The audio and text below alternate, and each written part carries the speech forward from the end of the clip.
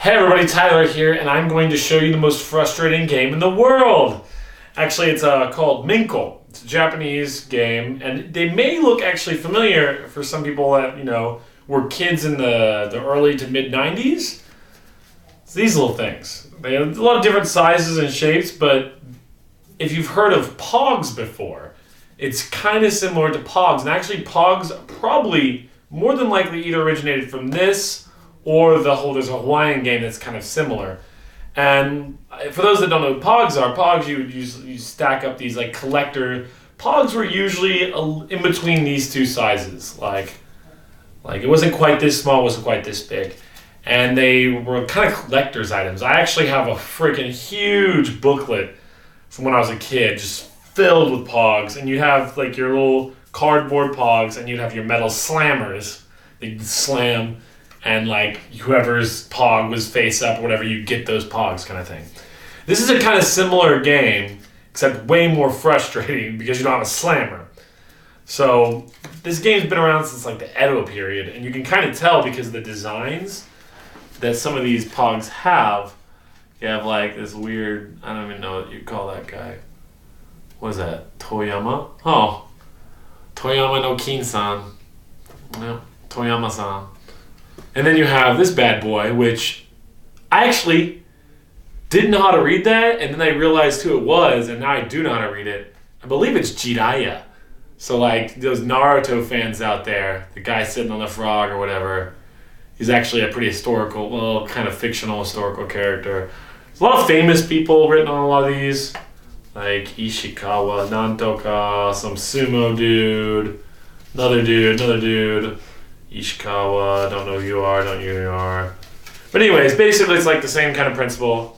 You have all these things on the ground, and I'm going to show you how to play, and probably scream a lot because this thing's super frustrating. So, it's very similar to Pogs. One person will have, like, say you have these over here, and then these. Someone would place a Pog down kind of thing. Let's just do an easy one. I think these circular ones are easier. So I'm going to do like one of the lighter ones, like this little bad boy. Put that on the ground. And then somebody'd use one of their like Menko to like kind of flip the thing. Which, by the way, this is extremely frustrating. So basically you want to flip it, usually either using air or just pressure from the thing.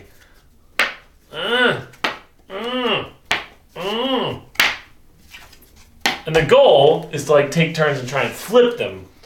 But I don't understand how these work. So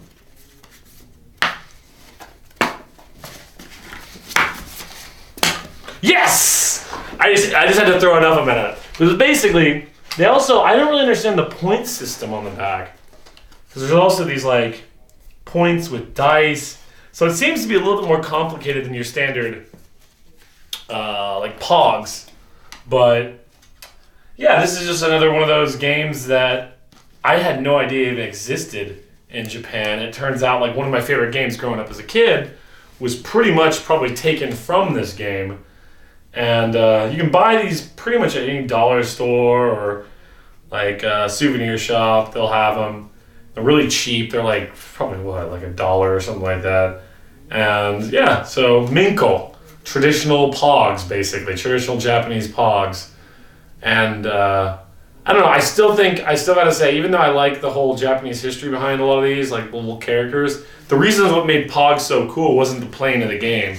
They made them collector's items. Like back in the day, McDonald's and all these other companies would have special edition Pogs that you could buy.